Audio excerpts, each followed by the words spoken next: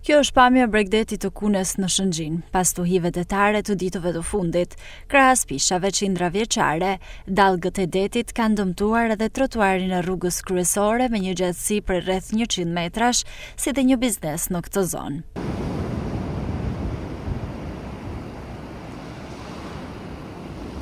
Situata e krijuar është pasojë e erozionit detar i cili ka marrë për masa shqetësuese, duke kërcënuar zonën e banuar të Kunes. Eksperti mjedisit Jak Gjini thotë se që nga viti 2017 deri më tani, deti ka zgjësuar rreth 6 hektar tokë rënore, përgjatë një distance prej rreth 6 kilometrash. Ne shohim që nga viti 2017 deri në vitin 2023, nga i publikim në raportin për gjendjen e mjedisit në Shqipëri të Agjencisë Kombëtare të Mjedisit, shohim që nga Shëngjini deri në Grykderdhet e Drinit, pra afërsisht në një distancë 6 km, aty kemi një dinamik të bregut ku deti në buxhetin total del që janë zaptu të paktën 6 hektar nga deti. Bregu është jetërsuar në mjedis detar në një sipërfaqe prej 6 hektarësh.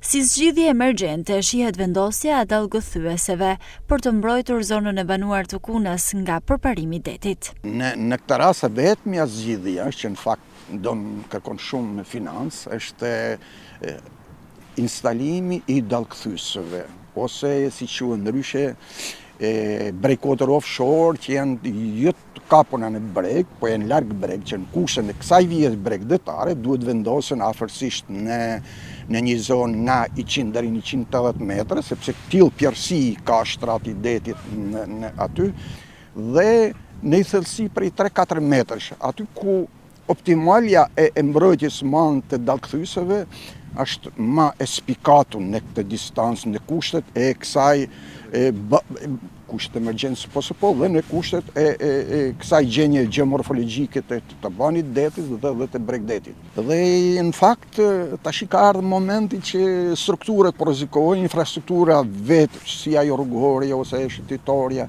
edhe tjera që vinë para saj dhe pas saj, janë në gjendje alarmi dhe duhet ta pranojmë këtë.